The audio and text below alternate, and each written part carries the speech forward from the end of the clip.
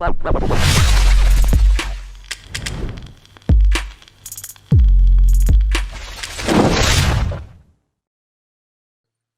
Dominic, nice to meet you. How's it going? Hey, nice to meet you, bro. So, where are you located out of right now? So currently I'm out of Dallas, but I bounce back and forth between here and Hermosa Beach in California. Okay.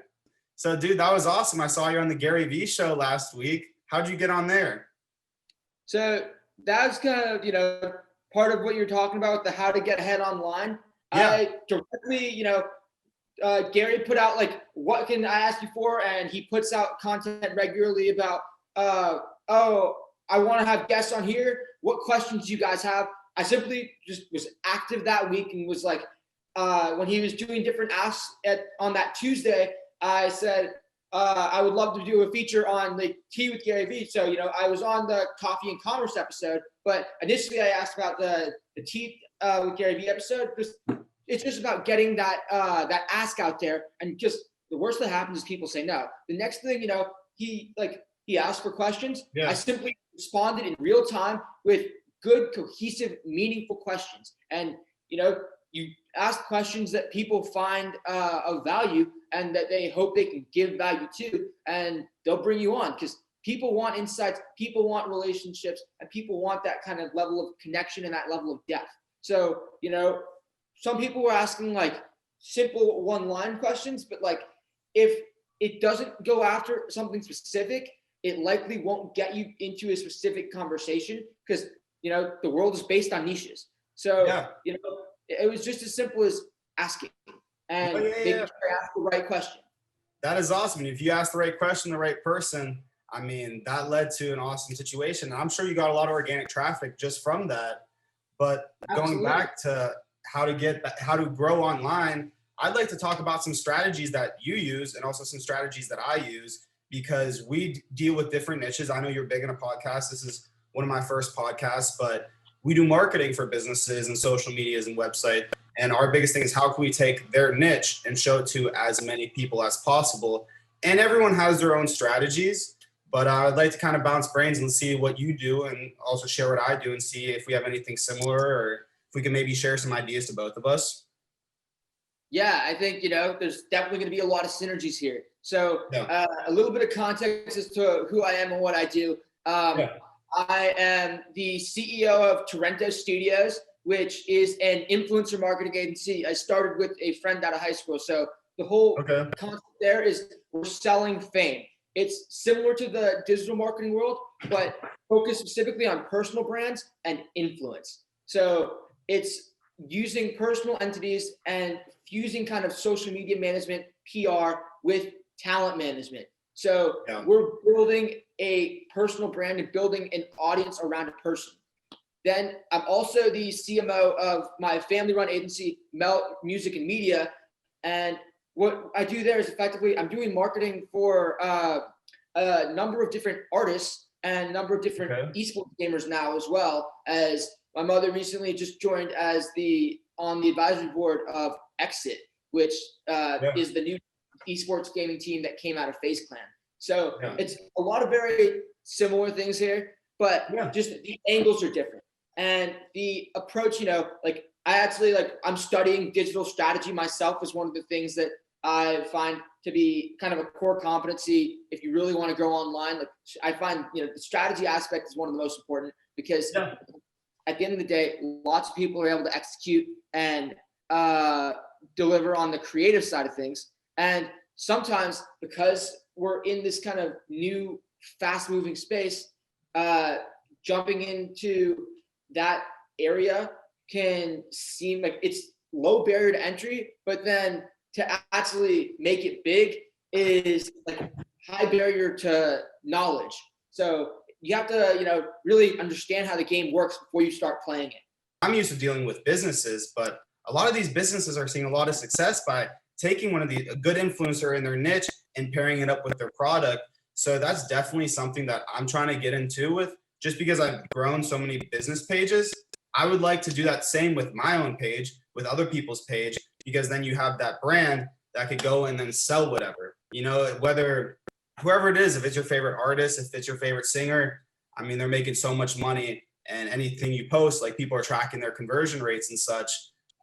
One thing I ask is, do you set up any products for your influencers to sell, or are they just selling like their own post as ads? Yeah, so very interesting. We definitely, we do go into that space of setting up their own products or leveraging their following. So, I'm actually writing a book right now called The Rise and Fall of the Influencer that's going to be out this April. And some of the key topics I talk about are how to build the following, but then also how to leverage it. And, I'm working on like the different kind of strategies for it. But one of the key ones I focus on a lot is the cheetah rule, which means you have to act fast. And that applies to everything. So, if you are starting to build a following, monetize. It is the most important thing, because, marketing is great and it's great to have that attention, but the attention means nothing if you're not leveraging it for sales. Yeah. So at the end of the day, if you're starting to gain traction online and you have a decent engagement rate and you're starting to build a bit of a following that gets you to sort of micro influencer territory, nano influencer territory, I suggest at the very least having a merch collection, because then it's not mutually exclusive. You're getting e-commerce, it's a direct consumer, but then because it's only merch and it's not an official brand collection, then you're still totally open to every sort of brand deal. So there's a bunch of different ways to monetize too. So I think a lot of people think about the internet and they think, oh, I need to get an endorsement deal or I need pre-roll ads. Yeah, and that's long term though. That's just like it gets spammy to some extent. It works, but what you really want to make money, like a lot of the big money comes from really having huge audiences. So, I always say focus on growth first, then focus on monetization, but do them simultaneously. So that's why I say to set up the merch store, because it turns into passive income. You have the merch and your following just becomes the customers and you're driving traffic to that. So, I use Launchcart personally, and Launchcart is in like instant e-commerce store. They pair with Printful, and you just set up a print on demand. You don't even need a whole lot of products. You just need stuff that people can purchase to support you, because they're not buying the product, they're buying you, and they want to support their favorite influencers. And I definitely don't support the whole handout culture. I think Pantheon and OnlyFans are kind of a joke, to be honest. It's just the credibility you have goes astronomically down. You're asking people for money directly like that. You need to be offering something in return, which is why I think e-commerce is great, because it's a low investment. They get to wear something and they get to support their favorite influencer. But then let's talk about the big following as well. So, I always say act fast, cheetah rule, but then also you need to go big. So you amass this big following and you're still signing like basic endorsement deals for a couple $1,000s, you're doing something wrong. So at that point, you need to move into licensing. And what you do there is you are licensing your content out. So that's a big move, and that can help a lot of people. And basically, it started in music, with sync licensing. Then gamers have recently started doing licensing, and that's why we've seen a lot of these content houses come out. So sometimes they'll just have completely branded houses. Like we're in the process of actually developing our roster so we can launch one within the next 18 months. Wow. So I think the plan there is, you need to have people who get these deals and are able to license out their content, because you can create content at scale that is entertaining and that is aspirational. So aspirational is really important here. That's one thing people always fail to realize, is you need it to be high level. I know we're in an era of transparency, but people don't want to see things that are relatable in an overly cringy way. They want to see things that are relatable, but that look the way they want their life to be, not just that are the way their life is. So the reason that aspiration kind of went down was because people were putting out content that was aspirational yet not attainable. So the audience felt like they were almost being dissed, and there was a sense of elitism there. But if you put out content that acknowledges the value of aspirational content and acknowledges that your life is aspirational, but also shows gratitude for being able to live this life, then a lot of people flock to that. So let's jump back to the licensing piece for a bit. So, that's content licensing. The next thing is, name licensing. When you have a big following, when you have a lot of attention, your name has brand equity to it. Every one of us is a brand. And I say this in the book, we are all personal brands. So we need to focus on how we can leverage our own personal brand and what that becomes. So if we have a personal brand and we have a huge following, that means our personal brand, our name has equity to it. It has a set value. People can leverage that for totally different products. So for instance, like it comes from the traditional celebrity world.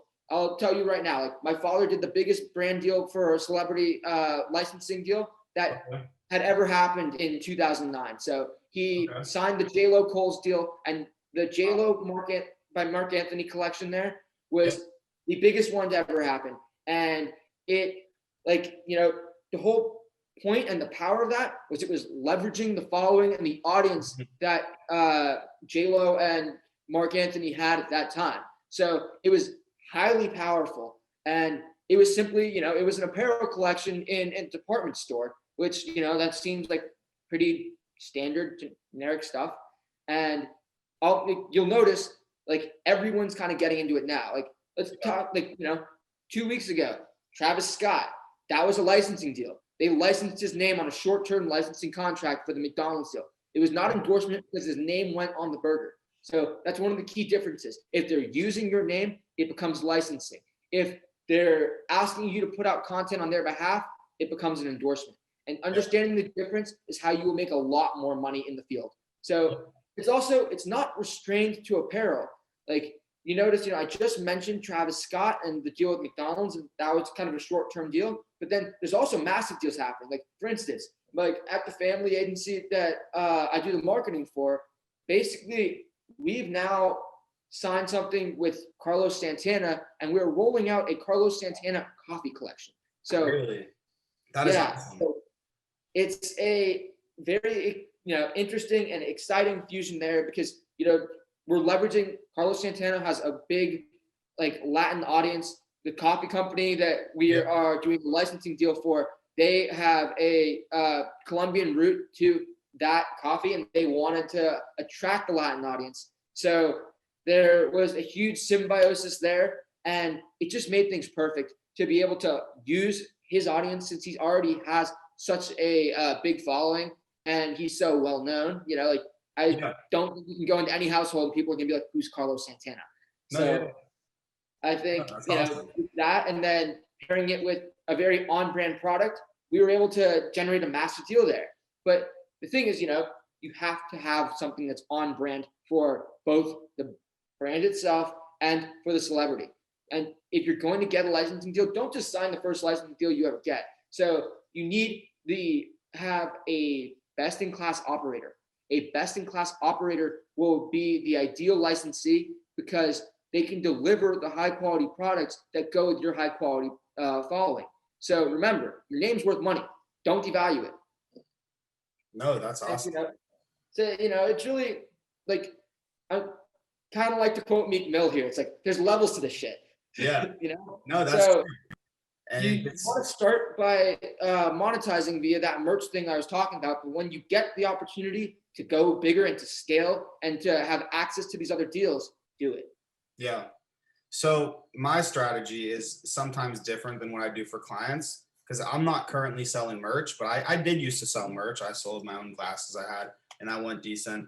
But a lot of my conversions I see are in the DMs because I'm a marketer. So I'm constantly DMing people. But also when I grow and I have a business's account I need to grow, I have a couple of franchises that they want to grow up to 50,000. I got one influencer, they want to grow up to 100,000. But those numbers, if you're manually doing it, that takes forever. Do you go and do any automations for your clients and run those in the background? Yeah, absolutely. So, that goes into another one of the things I talk about in the book. I love how you mentioned the DMs, by the way. Yeah. I think Gary Vaynerchuk and he has a segment called "It Goes Down in the DMs." Yeah. And I think like a lot of like client-based services can be sold there, and that's a really big place that things actually start to happen. But so let's talk about that automation aspect and the electric eel strategy. So you there's different aspects of automation, and some of it's in a moral gray area, but it's definitely a vital tool if you use it well. Personally, I use Jarvee, which is a software, and the idea there is that you have something running at all times. You can pay for the service to have a series of accounts running, and so we actually I used the follow chain series method for a long time, but I found that the retention was just not there. So I find that it works much better to actually automate the likes, and that just it's a rapid, easy, kind of generic. You set your targets and it goes. But then what I also like is automating comments. So this is something interesting, and I to be honest, it's a little early for me to be sharing this, but it's very exciting because phase 1's ready. So we are working on an AI-based version of the bot that we're actually developing ourselves at Trento Studios that does reflexive comments. So right now I have auto comments, which are set up the comments so they sound as realistic as possible. You have a copywriter that specifically his job is to write comments. And we have a guy, he sits for each of our clients, he sits down and he writes comments for every single one of them and comes up with stuff that sounds like something they would say organically on their own, and then picks the lookalike audience that it's going to target and says stuff in a way that, for instance, the person we're using for the lookalike, the target account would speak anyway. So it feels relatable and it feels like they can connect to it. Now, you mentioned it was down in the DMs. So this one can get tricky. When you're using bots, you want to step into the bot farm space, not just the individual automation space. And if you make bots on behalf of your clients, then their account's not directly tied to said bot. And then you can have a bot that's commenting, hey, follow X, Y, and Z main account that is, a traffic generator. So, does it add one more step to the lead process? Absolutely. Yeah. But at the same time, it decreases the risk astronomically. And then, it goes down to the DMs. We have the DM bots set to be on these third-party bots that we're running rather than on their client's account. So they basically turn into a leads generator. Like, let's say you want to gain a following and whatnot, then we have them say, hey, go follow X, Y, and Z for this information and the value that they provide. And let's say you want to monetize, then sometimes we won't even do it about the main account. We won't even link the main account in some of the DMs. Sometimes we'll just put the website and the reason they should go to the website, and it converts to click-throughs rather than to follows. So it all depends on, what the KPI is really. But I'm a big fan of the automation space. I think that, it's a great point there. So, it's technical and there's a lot of caveats to it now because the, different platforms have started to regulate different types of bots based on the content they share and how credible they seem. But that's part of why I'm really into this whole idea of an AI-based reflexive bot, because the spam bots, you comment a single comment enough times, then they stop allowing you to make comments. So it'll do like spin syntax, right? Yeah, so it reads into the feedback of what that post is. So it turns into, it reads the intake of what it's commenting on and makes a, generic comment from there. But so the generic comment feels tailored because it's based on what the post is. And then, it's kind of like you said, you found me through the Gary Vee podcast. It's all about visibility too. So, sometimes like I even signed like a client management agreement with some of my influencers, because what we do is sometimes we'll just book them to speak on other people's podcasts, and we'll book them to speak on different, back when COVID wasn't a thing, we booked them to speak on different platforms that had speaker panels. So people would host these events that were 3 days long and they need somebody to fill a 30-minute slot. We'd pitch our client for, a number of those and just get their name out there and get that added awareness, So it's all about getting attention, and, not all the attention necessarily comes from a content on the social media level side of things. Sometimes it's about kind of that real world awareness. Yeah, no, I think that is very important, and that's awesome. But it kind of combining the two, keeping authenticity and then trying to spread that on social media. This is actually something that's pretty interesting. Another thing we're talking about you and I grew up in the digital world, so we don't think about this a lot. It has to be great content. In there's so many more the olden people days, the way people got known is through PR and traditional news methods. Well, when evaluating you and deciding if you're someone that people look up or that's of value, they look at if there's news articles of you. So what you actually should do is there's a ton of free news wires, and I go and I sift those and figure out which ones I can get free accounts on, or I can post a free article on, and I'll post press release. And there's tons of companies which just take the press release and post it as is. And you do it over like a 3-month time span, put out 3 to 6 press releases about the same client, and then you go after the verification on about month 6, and like I'd say about 8 out of 10 times you get the verification. Wow. Because all of a sudden there's articles about it, and your client is a person that the algorithm and the Instagram evaluation service reads that they need to know. Yeah, no, that's very useful. I did make dummy accounts, but I did not make news articles. So that's going to be a big piece of it, is the old school method sort of fusing with the new school. That's sort of why I pivoted from, the like artist management and music on that side with like Melt into what I'm doing with Torrento, which is really an influencer omni-channel, because it goes after the all these different services. So it's like, it's about kind of just being able to hit each need and fulfill that.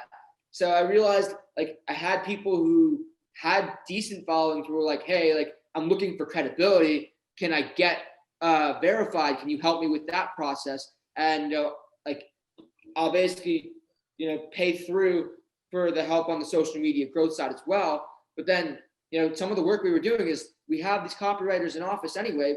Some do long, like PR articles. Some do short form, like the comments that are used for the spam bots. And you just have them churn out content, because that's what this all is at the end of the day. It's different forms of content, rather than actually having pieces that are just about like the social media world. And don't get me wrong, social media is where the attention is right now. It's probably the fastest way to grow yourself. But if you're looking for the credibility factor, which can help add like an exponent kind of to the attention, like, you take the attention and you multiply it to the point of credibility, the attention will then skyrocket. So I'm a big fan of that. And I think you can do a lot with that.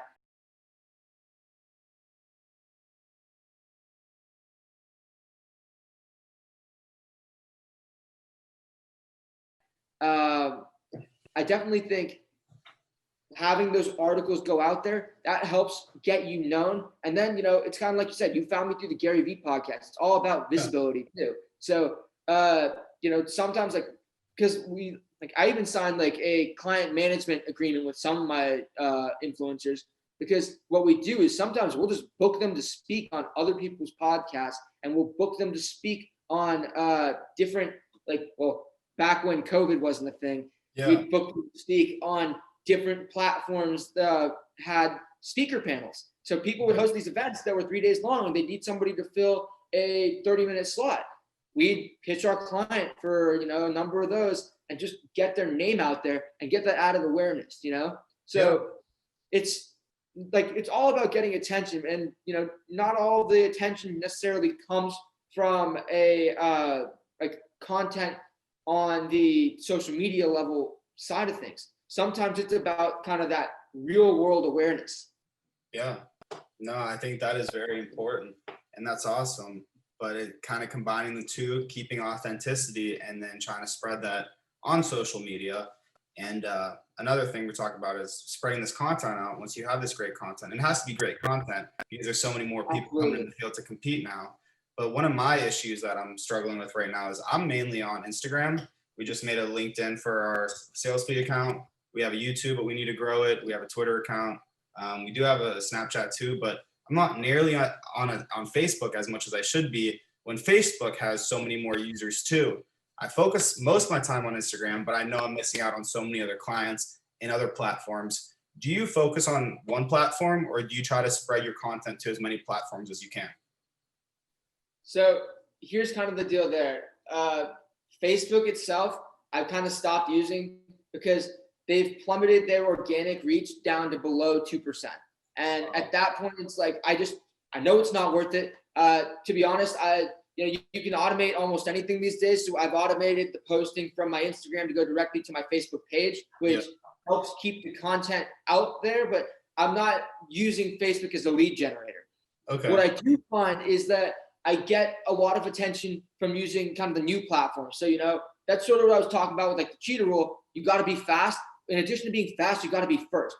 First movers advantage is a very real thing. So like I'm active on TikTok and Triller, and I find that both of those tend to be great places for finding the influencer audience since that's a young demographic. I've found that thought leaders tend to be best found via LinkedIn because LinkedIn has some of the highest organic reach right now. They just reframed their whole platform. They even launched a whole new user interface this week. So it's been really big if you're trying to get those business-centric clients to just put out content at scale there. But, it depends. So, it's all about the time you have in a day.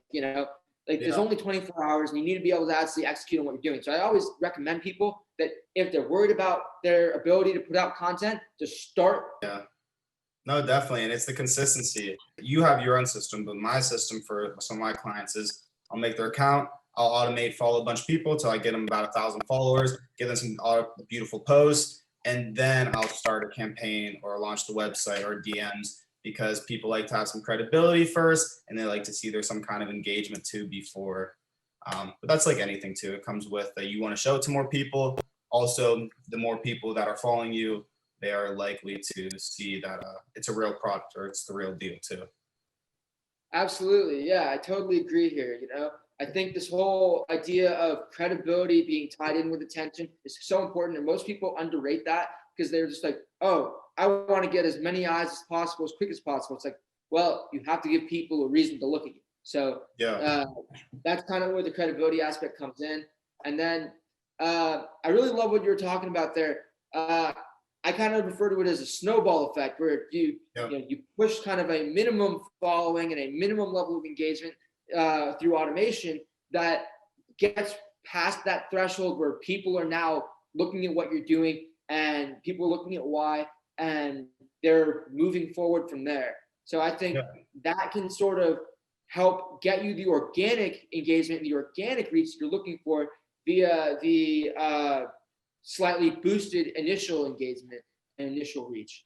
Yeah, because organic is twice as hard as it was a couple years ago, and it's going to keep getting harder. So that's why these strategies are so important, because now everyone wants to be big, everyone wants to make money on it, but Instagram's got its algorithms to who's spending more time on this and pushing you on front, and also with ad spend. So I've noticed, I've been doing the DM campaign during this election, but I've been seeing bad results. And I'm just thinking because there's so much ad spend right now that the content distribution is messed up because of the election, that where everyone's getting less engagement. I don't know if that's necessarily true, but the more money that's dumped in ads, the harder it is, or the more money businesses have to spend on ads. But I don't know about you, but I think the automations are way more efficient than doing ads. I totally agree. Yeah. So I think the automation, I call it paid organic, because traditional paid media is the ads, right? And then we consider organic kind of the normal content. So I think just kind of boosting that organic methodology there really helps.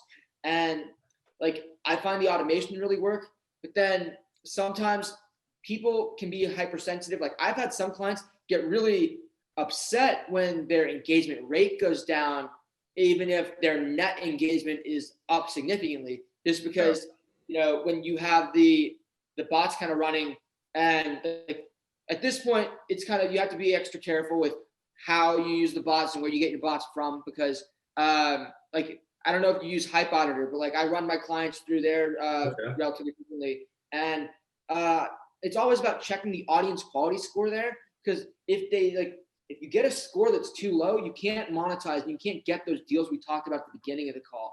So then, you almost get viewed as a snake oil salesman, and you never want that. You never want to risk hindering your client's credibility.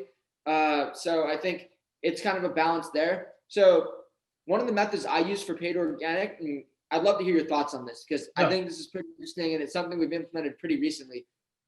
The Instagram giveaway model. So we partnered up with an agency that focuses specifically on giveaways. And what they do is they set each deal up with a celebrity and they pay the celebrity. Then they also buy something to give away that's luxurious. So on a smaller scale, you know, there's like influencer sponsored ones which have multiple influencers sponsoring it and they're giving away an iPhone. But on the big scale, it's like, you know, someone like Kevin Hart and they're giving away a Tesla. So, you know, and the way that works is that becomes almost like an instant influencer because, you know, let's say you pay like, you know, roughly like 7,500 to 10 grand to be on that list, then people follow, you get 50,000 followers that are all, you know, real people who are actually going to be more engaged. The only thing is, you know, ghost followers are basically the equivalent of bots. So the only thing is you lose a ghost follower, you can't lose a bot. So, if you're going to do this, it's like, you need to make sure that even though you're getting them via behavioral segmentation, you have content that matches the demographic segmentation of that celebrity or that influencer who's sponsoring this giveaway method. So I was wondering, do you use these kind of giveaways yourself or? So I have not, but I have talked to one marketing company in the area and they do the influencers and they said that's been working awesome for them. I wanted to give it a try and I looked into it, but I have not tried it, but they said that's one of their best results because like the DMs from another bot, you don't get blocked. And if you're able to get 50,000 real people following all at once, I mean, it's worth paying the ticket. But I have not actually tried that, but I would be interested in offering that to my clients and my businesses as well. Awesome. Yeah. So I'll send you the links and stuff when we hop on the hop off the call. So that way you can kind of see some of the different people who I think are great to work with. And there's different scales to it. Of course, like I said, you know, some are influencer sponsored and giving away kind of small but luxurious items. And some are mass scale, which have like celebrities who have, you know, multiple millions of followings. And that turns into almost an instant influencer or, you know, like instant credibility for your brand if the brand is aligned with the celebrity who sponsors that.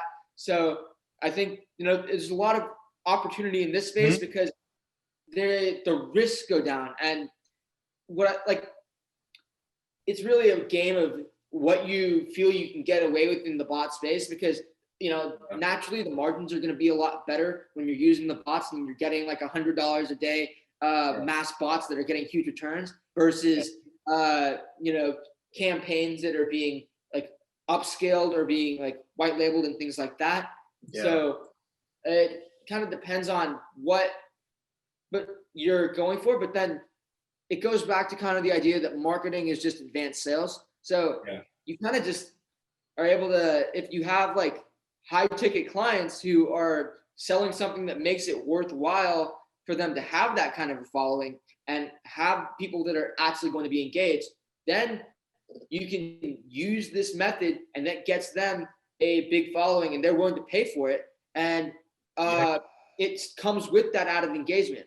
One of the things I've also noticed is if you're running a small like product giveaway of like, you know, for instance, like I have a couple of like, you know, personal like retail brands that I run kind of on e-commerce. So what I'll do sometimes is if I'm going to be running one of these follow chains and putting myself in, I will do a giveaway of like a small amount of product too. So like a micro giveaway to go with the mega giveaway because that, you know, it's behavioral segmentation. They came there because they were told to because of a giveaway. So if they're following you and they have another giveaway they can participate in, that gets them to engage in your account. And that's at least a good thing to do initially because that leads them to being loyal followers and actually engaging in your content and eventually becoming customers. Because let's say they didn't win it, but then they realize, oh, I can buy, you know, a scaled down version of the same thing and it's not that expensive for me to get into this. They're happy to do it, you know, because a lot of it has to do with like, oh, I gotta have this, and you know, consumer behavior. Yeah, and if they got the right account, the right product, and the loyal followers, I mean, that account's worth money. I don't know if you saw Warner Brothers. just bought an Instagram account. It was like 20 million followers, 30 million followers, but they bought it for $70 million. So they paid more than $1 per account. It's like a couple bucks an account. And I'm thinking like, that's absolutely crazy, but it all makes sense because if these are real people and they're all converting on average, and if they're converting on each post, then they'll make their money back on an amount of how many posts they're making, as long as they just have the right product and it's the right audience base. But you have Warner Brothers and you have these big media companies that are converting from originally print or originally other things to all online. And I think it's very interesting because Bitcoin's going big right now. But I think in the future, it's going to be accounts. People are buying accounts and then putting e-commerce sites on them and then just showing them ads in hope that it brings a return as people buy and sell businesses. That same thing for e-commerce happens. I haven't dealt with buying and selling any e-commerce sites, but I would like to get to that because it like farming them. I just bought like 10 domains this week, but I want to put up a bunch more sites and just start slowly doing the same things. Because what I've noticed is the businesses I grow that are in a niche are so easy to grow comparatively to my account, because my account, I got all my friends and then I got the people I sell my stuff to. But they're different niches. I'm not selling my marketing services to my friends. I'm not selling houses to my friends. My clientele, they're twice my age. So if I'm growing a cooking account, it's way easier because Instagram knows it's about cookies and desserts. So selling to more people on the dessert page.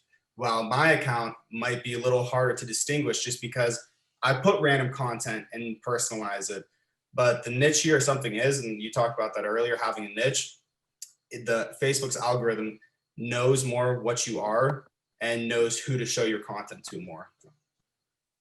Yeah, that's a great point. So that's something I've noticed a lot as well, is it's a lot easier to build client accounts than it is to build a personal account, because if you're building your own personal account and you aren't targeting one thing, like I've had to accept that I'm just going to lose my friends on social media if I'm going to build myself up as a thought leader or, an influencer.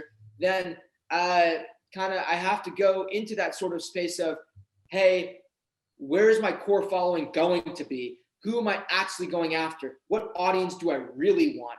Because then, if I'm just doing it through, what appeals to my audience? Well, that's different things. My audience is made up of most of my friends.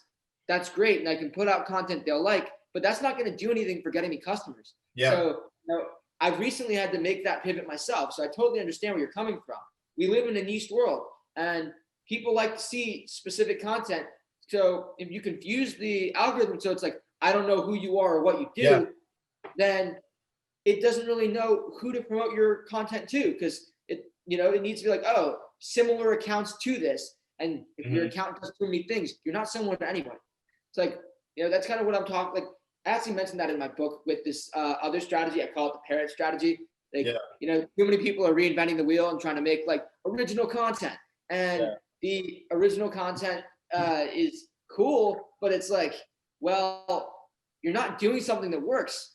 Why the hell would somebody want something that's brand new? They don't know anything about it. The learning curve's way too high. So, I think it's a much better model to do something that's an original spin on a proven concept.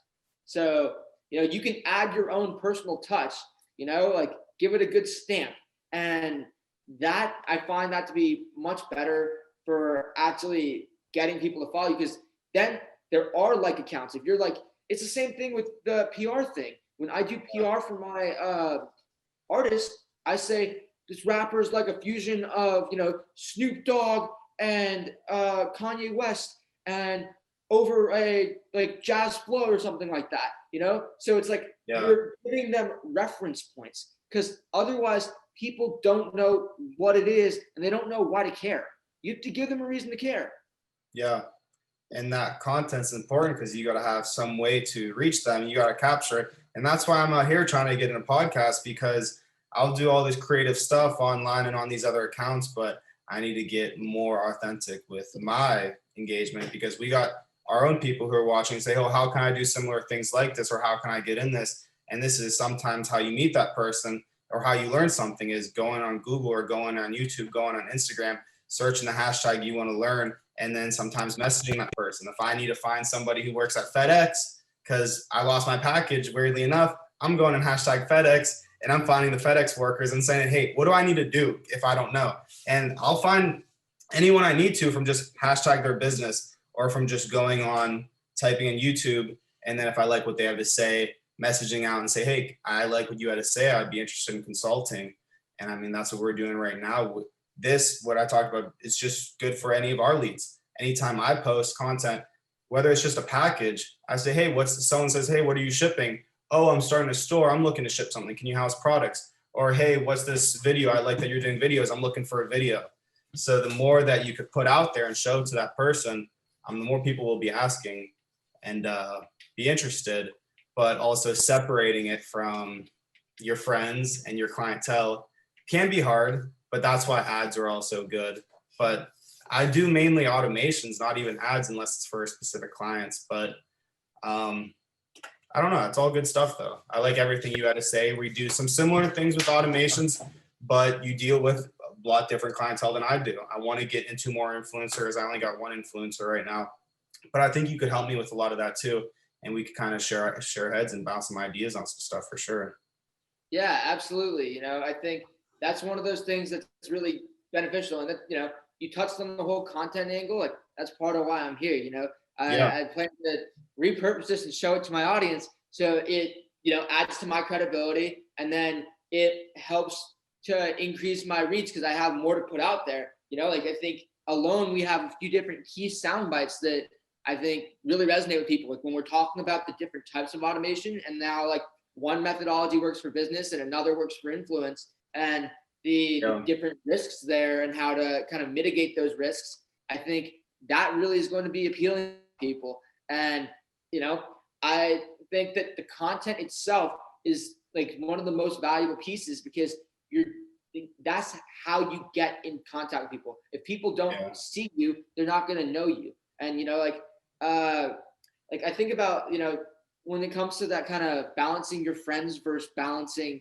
your business, I kind of accepted that I need to start taking a harder approach because, you know, it's kind of funny. Like marketers, they tend to be the best at marketing everyone except themselves. And that's one of the like biggest kind of issues I've seen in the marketing industry. Even like agencies, I see like the biggest agencies have like a terrible social media presence. And it's like, what are you doing? Like you're known for how good you are at social media. So I think that kind of the way that it works is at this point, I've accepted that, you know, while I love the people who I'm friends with in real life and, you know, my business colleagues and things like that, when I'm trying to build an audience that generates leads, I'm focused more on acquiring these new people. So I think of this Grant Cardone quote. He said, it's not about who knows, or it's not about who likes you. It's about who knows you. And that resonated a lot because that gives you leeway to put out stuff there that is going to gain some virality and that is controversial enough that it like is thought provoking. You know, obviously you don't want to be just pissing people off and sake of pissing people off. It's not a good move. But I mean, if you're out there and you're putting out things that kind of get heads talking, they're like, who is this guy? Can you believe he said this? What does this mean? All of a sudden, that's starting a conversation around you. So even if they're like, you know, there's somebody who's going to be a little outraged by something else, and they might be like, oh, like, I can't believe he, you know, is only focused on like this business content. Like, why did he stop posting like about like the pretty pictures with getting drinks and stuff? It's like, well, you know, one thing will make you money and one thing will get you liked by your friends. So it's really kind of playing into that, what works for you as a personal brand. And that kind of goes back to the topic we started on. Yeah. And it's so important that your person knows you who's going to buy your product, because you cannot have a lead or potential client. I mean, for the most part, I shouldn't say this. I've had some people who've just bought without meeting me and just check out. But if it's that service to service relationship, people want to see you 7-8 times. They want to hear you before they want to get comfortable with you. They want to know who you are before they give you money. So content's the best way for getting to know someone, even before you even know that person. But as long as they know you, they already know what you have to offer. And then that makes that lead so much more qualified, because now we don't have to spend our time calling businesses and saying, hey, do you need this? Hey, do you need this? Hey, do you need this? It's now people coming up and asking, hey, I saw you did this. I actually need help with that. So that's a way better way to generate leads. Absolutely. You know, it's kind of switching from a push tactic to a pull tactic there.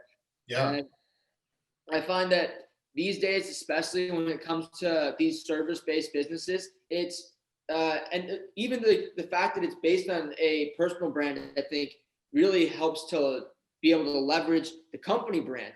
Like, you know, like, because for instance, like I'm here because of, you know,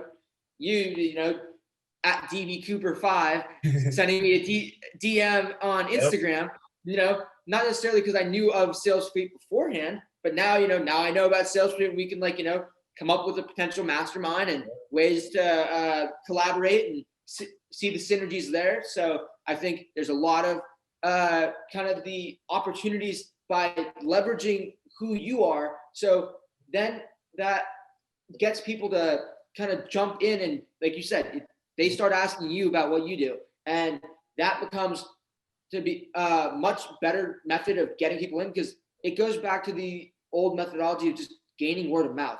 When people know you, they start going after you for their business opportunities, and they start wanting to ask you to speak. Like I was on a call with Mrs. Virginia this morning, and we were talking about like just different strategies for like speaking engagements and things like that.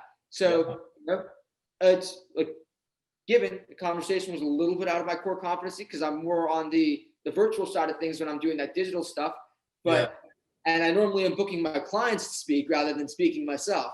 But it's I think it's really interesting to get into that space and to see, hey, like, when people know you, they start to reach out to you for all kinds of stuff. So, like people see you in different places. They want to contact you. So don't get me wrong. I'm not shitting on the whole traditional advertising model. I think there's still some real value to running paid ads and, to doing sales calls. At the end of the day, like, selling will always be the end goal of marketing anyway. So however you can make the sale, great. Yeah. But I love this new method of here's what I do and here's why I'm worth doing business with. So that way people come and they start, talking to you about your business, and they start wanting you as their, the person they're signing a contract with. They aren't necessarily, on the other end of a, cold call being like, who the fuck has my number? And kind of already a little disturbed because it broke up their business day. They may have been on another important call or something. So if they're seeing you and they're like, hey, this is something I need, that also costs you less money. So I think this whole new method that we've gone down and this whole new direction of things is widely beneficial. No, yeah, definitely. You become a walking lead generator. I mean, you could search for your leads manually, but I think this is just more efficient. You created one piece of content, and then how many leads do you get off each piece of content rather than trying to cold call everyone or cold email. And I'll still do cold emails and cold DMs, but cold calls are also a lot harder though than they used to be. But I'll still do them. They're fun. It's good for kind of getting humbled and remembering how the sales works. So, the end of the day, like being able to reach people is important, but like sometimes you have to reach them where they want to be reached. Like it goes back to context matters. Like that's the whole idea. Like the generations are even changing. Like, so if you think about it, like when it comes to our generation, like, late millennials, early Gen Z, almost everyone prefers a text to a phone call. Yeah. Like I'll even have people who prefer to send me voice messages than to actually hop on a live call because it doesn't interfere with their direct schedule. So they can send it and then they can do something else in the meantime, and then they can record it again and send the next response rather than being on the line and not being able to use the device while they're on the line talking to you. Yeah, no, that's a very good point. I like all that. And I mean, I think you learn that through experience, and that's something I learned recently too, because that's how I started, was manually just messaging people, calling people, and it worked. But then you're like, I'm wasting all this time just talking to 90% of the people who don't even want what I have. And then you find 10% that do. But focusing on this way, you just do what you like to do. You just talk about your career. And then those people are already out there. There's 7 billion people in the world. There's a large portion of those people that need exactly what you have to offer, but you just need some way to communicate to them. And that's why social media is awesome and all these platforms are awesome. Yeah, exactly. I totally agree. You know, so it goes back to that concept of maximizing your online capabilities, maximizing what you're doing in the content space, and then leveraging what you're doing in the content space to drive commerce. So, Yeah. you know, I know we're kind of getting close to the end here, but I wanted to throw out one more thing. I wanted to ask you your thoughts on the new shoppability of these platforms. So I'm sure you've seen the announcement. Facebook and Instagram are taking shopping in-house and are going to be severing their deal with Shopify soon. Shopify pivoted easily and made a deal to be launching with TikTok soon for shopping purposes there. What are your thoughts on using the platforms to generate sales? So I think it'd be, I mean, anywhere where you could just list your platform and make a sale, I think that'd be awesome. Because that's where I started off. I would just buy products, list them on eBay, list them on Etsy, list them on Facebook. And at the time, you couldn't list them on Instagram. But I mean, right now, I'm not doing as many product sales as I used to. But wherever you could get free attention at, it's awesome. Like my business started off by just taking products and putting them on eBay, because I would have my same product on my website and then have the same product on eBay. And eBay is getting way more sales because there's already all those views there for free. You don't have to do the marketing. You have to pay the 13% when it sells, but you're getting way more sales. When you have your own website, it's like, okay, I learned how to make my website. It took a while, but I learned that. And it's like, well, now I need to figure out how to get the traffic there. So if you're trying to get instant sales, if you could put yourself on 3-5 platforms, you're going to get way more sales. But for long-term branding, regardless, you're going to want a website. But it all depends on what you're selling to. But if you could get sales on it, and if it's not too saturated, I mean, definitely go after it. But that's something I haven't tested yet. But I'm in the works right now with doing some more product imports and getting some new websites up for that. But do you have any products listed on Instagram? Yeah, so, you know, I don't have my personal product listed at the moment because I just, I'm in the middle of the rebrand from the one agency to the other. But I have done stuff. So, you know, with these influencers, we do it on their behalf. Basically, we sign these brand endorsement deals. Brands already have their products listed, and then we actually just attach the product to their posts. So people can shop the influencers' posts themselves. And I find that a great way of helping improve our conversions and improve the credibility of our clientele. Because if we have the influencers and they're, you know, clearly driving sales from the post, you know, one, you're more likely to have an increased conversion rate because they don't have to leave the platform. So it's, you know, it's vertically integrated. And I find that to be hugely beneficial. But then two, just the trackability is way easier because you're not working with a Facebook pixel. You're working inside of an owned platform by Facebook. Yeah. No, that is a good point. And I mean, the shopping platform is relatively new too. So I know Instagram, any new addition it adds, if you're one of the first people, like you said, the cheetah method, you're the first person to get that, you're going to get that little extra momentum and traction. Absolutely. Yeah. So, you know, it's kind of just always getting, you know, to what's next and what works and seeing how all that work goes together. But yeah, you know, I think we actually, you know, ended up creating a lot of great content here ourselves just by discussing how the content works. Funny enough, kind of meta, right? No, that is awesome. And I plan to chop this up, edit it. If you want me to work on it and send it to you, I can. We got like what, an hour of film, right? Yeah. At this point, you know, solid hour conversation. You know, I'm sure you'll fit it to whatever your typical time frame is for your podcast, and then the rest becomes, you know, good micro content that dissolves into the other platforms. Because the sound bites are great too, you know. No, yeah, definitely. I could put the whole thing on YouTube. The whole thing won't. I don't think the whole thing would fit on Instagram though. 60 minutes is the limit, right? Yeah. But I'll mess around and chop it up, and I can send it over to you. But no, dude, I appreciate it, and I'm also looking forward to continue connecting with some of the stuff we do with our own automations, our own clientele, also what you do. I mean, I'd love to do some business to business, some more consulting, any way that we could both help each other out. We're both young. We're both looking to grow. and what I do with all my friends, if someone's my age, like I'm always just looking to help them, always collab. But then when someone's twice at our age, like those are our clients. Those are people that we're doing consulting for. But no, it was a pleasure meeting you, and I hope we do some business together in the future. Yeah, I see there being a lot of synergies here and a lot of overlap. So I can, I had a great time, speaking with you. I think this was very fun and very interesting to be able to kind of hash out what strategies really do work online and things like that.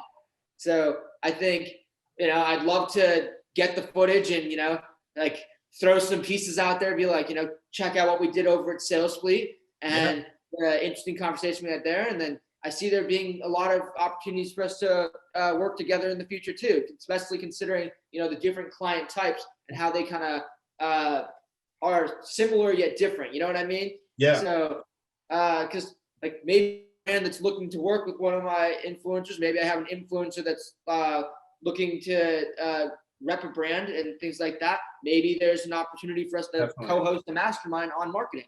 So, I think there's a lot of things that are happening that would be extremely interesting. I think like I love the idea of us doing something like this with like an audience, for instance, and almost coaching them in the space on how to get out of their rut. Because like you said, a lot of the older clients, they don't really know what to do when they get to a certain point, and sometimes they hit a threshold and they can actually, build the basics, but then they can't actually build the presence. So I think it'd be awesome, given we're in COVID-19, but as soon as that clears up, I think there's a real opportunity to do some live events and get some attention in a physical space and fuse the physical and digital.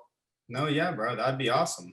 I'm looking forward to it. And I got some projects too that I think we could collab on. I do a lot of business to business with my own clients that I'll hand over to other people that like they would love to have some of your services. I'd like to see about your giveaways too, offer that to them, as well as, hey, we could do future podcasts. I reach out to some other people. We get some other big people to talk to. We could do group stuff, but also you talked about kind of coaching, mentoring people. One of the DM campaigns I did, I literally just sent it to Gary Vee's followers and said, hey, if you're an entrepreneur looking for entrepreneur tips, I'm gonna be doing little tips and tricks to teach you how to grow online and starting a Discord. And I have about like 60 people that already want to be part of it. And my other partners got some other people that want to be part of it. But I was thinking about trying to take some of these followings and then also trying to harness them onto other platforms for when other platforms go away, because I put so much time into Instagram, but it's that same strategy for that next platform. It's that same strategy for everything else. And it's good to be diversified, have your eggs in multiple different baskets. But if that's something you're interested in, I'm definitely looking forward to collab on whatever. Absolutely. That sounds great. I'm happy to drive some of my current clientele there. And then I'd be happy to join the Discord and add value if that seems to be worthwhile, things like that. And then I think what you're talking about with the whole idea of bringing people over to different platforms, that tends to be one of the biggest things, especially when it comes to these new platforms, is, Instagram itself is vulnerable. And they seem not to realize that. So it's great to be able to push people and be like, hey, I have this lead gen opportunity. You've filled your funnel. They're all sitting in that Discord. So let's say something happens with the FCC or whatever, and Instagram has to go away for whatever reason. You never know what could happen because the future's crazy. MySpace died, Vine died. Yeah. So if you're able to have that kind of group of people who are already interested in you, then you can just push them onto the other platform and be like, hey, I'm here now. Yep. So, and that's what tons of people did. Look at what Josh Richards did when he switched from TikTok to Triller. He generated a ton of the following for them and got them a ton of new downloads. And he actually, managed to get a huge following for himself on the platform just by letting people know that he was making the switch. So, no, definitely. And that's what I've been noticing too from my DM campaigns. What people want is, everyone likes to test something out for free before they buy, but I could send people the link and I could get 100, maybe 130 website views for 50,000 DMs, which isn't that much, but I'll get 2,000 DM responses, whatever it is. but I had the most amount of people say, hey, I would be interested in this group. I would like to learn how to make money online or grow online. And that's something that we could give out for free. And we're giving them that equity, that attention, and they're putting that value in us. And in the future, we're slowly building up that following, and we're helping people out, and they're going to be telling their friends and getting other people involved. And whatever we could do good online and spread it to people, that's what we got to maximize. Absolutely. Yeah. Great chatting with you, man. Yeah, awesome, bro. I appreciate it. Opportunities and synergies here, and I'm looking forward to speaking more in the future. Yeah, awesome, bro. That was awesome, Rhett, and I appreciate it. And I'll get back to you once I chop this up. I'll send it to you, and then we'll start collabing, bro. Sounds great. Great talking to you. Bro, take care, yo. All right. Be safe. I'll see you too.